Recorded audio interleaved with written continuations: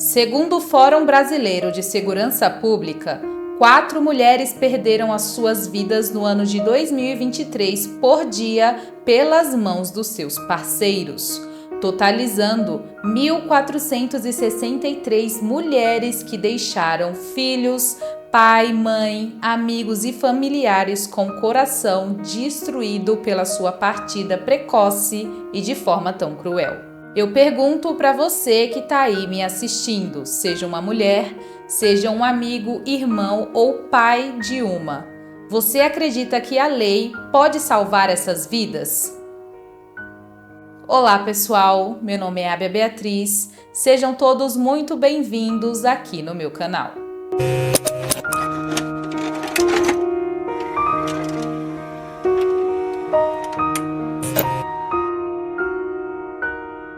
Antes de começar o caso de hoje, eu vou pedir para você que ainda não é inscrito aqui, não esquecer de se inscrever e clicar no sininho para ficar por dentro dos próximos vídeos que sair por aqui. Também não se esqueça de deixar o seu like nesse vídeo, assim o YouTube entende que o meu conteúdo está sendo interessante para você de certa forma e ajuda no crescimento do meu canal. Sem mais enrolar então, vamos lá para o caso de hoje. Francine Hughes nasceu em 17 de agosto de 1947 em Michigan, nos Estados Unidos. Desde muito nova, ela já pôde ver o quanto a bebida alcoólica podia acabar com uma família, pois o seu pai, que era um homem que trabalhava em fazendas, era totalmente viciado nessas bebidas. E por isso ele se tornou um homem agressivo que tratava sua mãe muito mal. E ela chegava a presenciar muitas vezes toda essa situação dentro de casa. Então, a Francine já cresceu em um ambiente totalmente hostil e sua mãe nunca denunciou porque naquela época, de 1950 a 1960, as mulheres eram pouquíssimas apoiadas pela lei ou até mesmo por outras pessoas. O fato é que ela cresceu e quando ainda tinha apenas 16 anos de idade, ela decidiu abandonar os estudos porque tinha se apaixonado por um homem chamado James Berlin. Ela queria se casar com ele e é isso que ela faz. Em pouco tempo que os dois estavam casados, as coisas já começaram a se mostrar não muito diferente do que ela já tinha visto em relação aos seus pais dentro de casa. E assim, o marido começou a ser muito abusivo e agressivo com ela. Mesmo assim, a Francine decidiu continuar naquele casamento e o casal acabou tendo 4 filhos. As crianças passaram a crescer em meio a tudo aquilo, assim como ela. E para piorar, o marido também se tornou um alcoólatra. E como ele era o provedor da família, porque não permitia nem que a Francine saísse para estudar, muito menos para trabalhar, logo ela e os filhos começaram a sentir os impactos do vício dentro de casa. Um dos filhos dela chegou a dar uma entrevista, já depois de adulto, onde disse que chegava momentos que não tinha absolutamente nada em casa, então a mãe fazia pipoca para eles e misturava geleia de uva na água para que eles não ficassem com muita fome. There were times, my dad was spending all his money on drink when we didn't have food. And I remember a time when my mother would pop popcorn and mix grape jelly into water for us to drink, so that we weren't starving. A Francine vivia em constante estado de alerta e medo, porque ela sofria muito na mão do marido. As coisas não eram só psicológicas, gente, mas também física. Bastava alguma palavra que ele não aprovava ou que causasse qualquer irritação para ele e tudo virava de ponta cabeça dentro de casa. Por isso, ela vivia em constante pavor. O filho também conta que chegou a ver o pai amarrar a mãe na cadeira e golpeá-la diversas vezes no rosto com um punho fechado. É claro que a polícia foi chamada muitas vezes para aquela casa, mas eles diziam não poder fazer nada a não ser que realmente vissem o homem agindo daquela forma. É claro que por diversas vezes as coisas ultrapassaram totalmente o limite e a Francine teve que chamar a polícia para não perder a sua vida, mas quando eles chegavam lá, eles diziam que não podiam fazer nada porque o homem precisava ser pego em flagrante, no ato mesmo, cometendo todas aquelas atrocidades com ela. Gente, chega a ser um absurdo, porque que tipo de homem faria isso, né? A gente sabe que na frente da polícia ou de outros homens eles ficam super quietos, são super bonzinhos, né? Porque eles são covardes, mas não são burros. Enfim.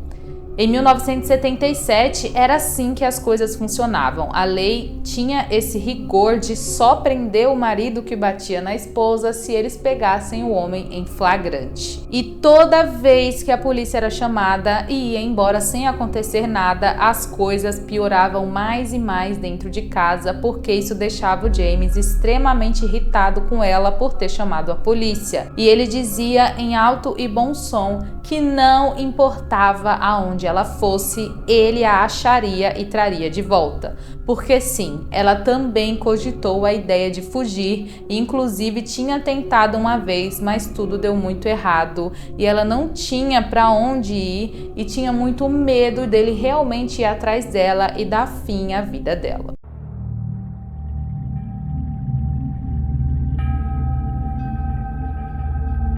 Com muita dificuldade, a Francine conseguiu a permissão do seu marido para fazer um curso de administração e ela ficou muito feliz com essa conquista, pois sempre teve a intenção da independência financeira para que os seus filhos não passassem mais por necessidade devido aos vícios do James. Bom, o fato é que no dia 9 de março de 1977, as coisas estavam comuns como todos os outros dias e ela termina esse curso e volta para casa.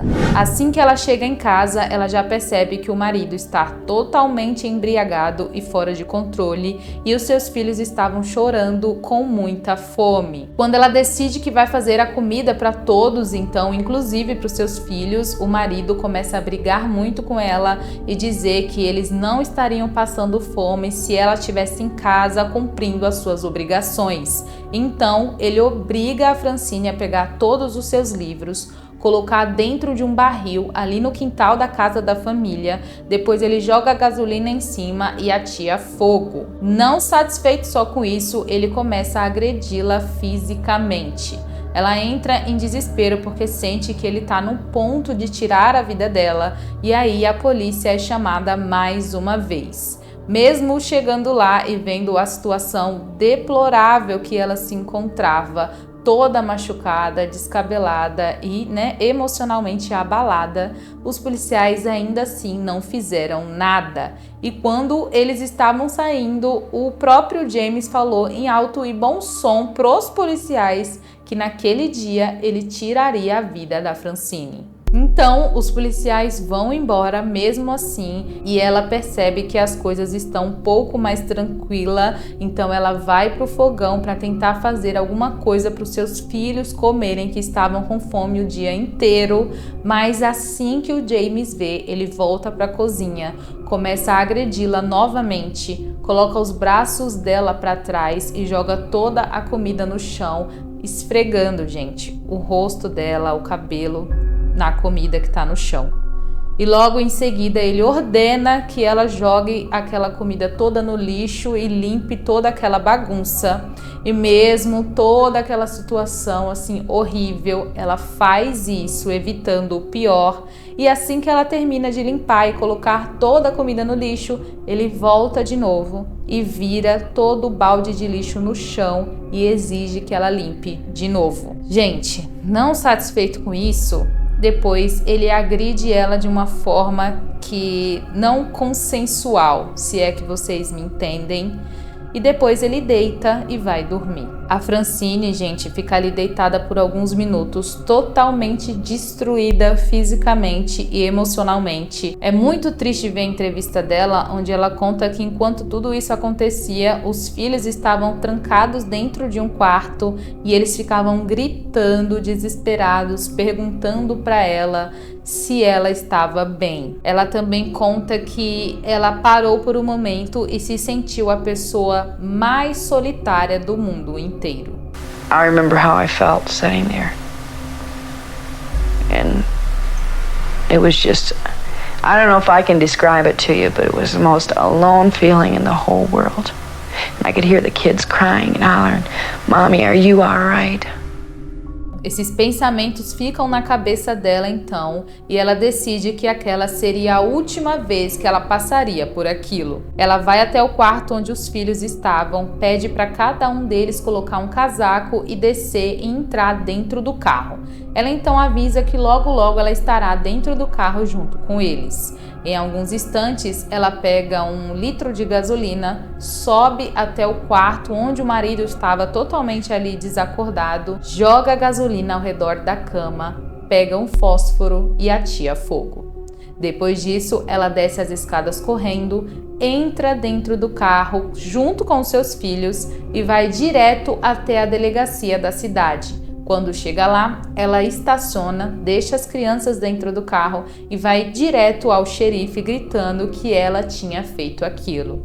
Ela tinha tirado a vida do seu marido. A Francine de imediato já assume total responsabilidade por aquilo e ela já é imediatamente presa pela acusação de assassinato. Quando o caso dela passou a ser conhecido, isso fez muitas mulheres sobreviventes de violência doméstica irem às ruas exigir que as autoridades a declarassem inocente, já que teria sido uma questão de vida ou morte. As passeatas pacíficas trouxeram o olhar da mídia e o caso ficou cada vez mais famoso, onde era sempre levantado essa questão de muitas e muitas mulheres passarem pelo mesmo. E algumas que estavam participando ali daquela passeata ainda estavam vivendo em abrigos de proteção para não serem mortas pelos seus maridos. A importância desse julgamento passou a não ser mais só sobre a Francine, mas também para todas essas mulheres que se encontravam em perigo. O assunto era visto na época como um total tabu, e as próprias autoridades entendiam que era algo que o casal deveria resolver dentro de casa. O advogado de defesa da Francine alegou que ela estava vivendo em um estado de insanidade mental temporária, devido à síndrome da mulher maltratada, que acontece quando uma mulher não consegue sair de um relacionamento como esse devido ao medo, bloqueios psicossociais ou até mesmo por dificuldades financeiras. Foi deixado bem claro para o júri tudo o que ela tinha vivido durante esses 13 anos nesse casamento. Isso causou muitas opiniões diferentes. Muitas pessoas acreditavam que ela deveria sim ser punida por ter tirado a vida de alguém, independente do contexto por trás, e já outras pessoas acreditavam que não, que ela deveria ser libertada e considerada inocente. E inclusive em um documentário que eu assisti sobre o caso, os advogados são colocados na tela e o advogado de defesa tem uma opinião, enquanto o advogado de acusação da época acreditava que ela poderia ter sido salva se tivesse sido mais aberta com a lei e se tivesse contado mais para a justiça o que ela tinha passado ou estava passando, ela com certeza teria sido salva e não precisaria chegar a esse ponto. Chegou o dia do veredito e Francine Hughes foi absolvida e considerada inocente de todas as acusações. O caso foi tão comentado e visto que passou a ser referência para a defesa de outras mulheres que passaram pelo mesmo na época, além de tornar as leis mais rígidas para os homens que cometem esse tipo de crime contra suas esposas. O caso também rendeu um filme chamado The Burning Bed, em português chama Cama Ardente, que foi lançado em 1980 e que teve também uma adaptação para a TV em 1984, onde eles conseguiram mostrar de forma mais real o que aquela mulher tinha vivido por anos na mão do seu marido. Bom, pessoal, esse foi o caso de hoje. Eu espero que vocês tenham gostado da forma que eu contei o caso aqui para vocês e eu tô curiosa para saber qual a opinião de vocês. Vocês acreditam que ela deveria sim ter sido presa pelo crime que cometeu ou que não, que a justiça foi feita com ela sendo libertada? Escreve aí nos comentários que eu quero muito saber a sua opinião. Até o próximo vídeo, um beijão e tchau, tchau!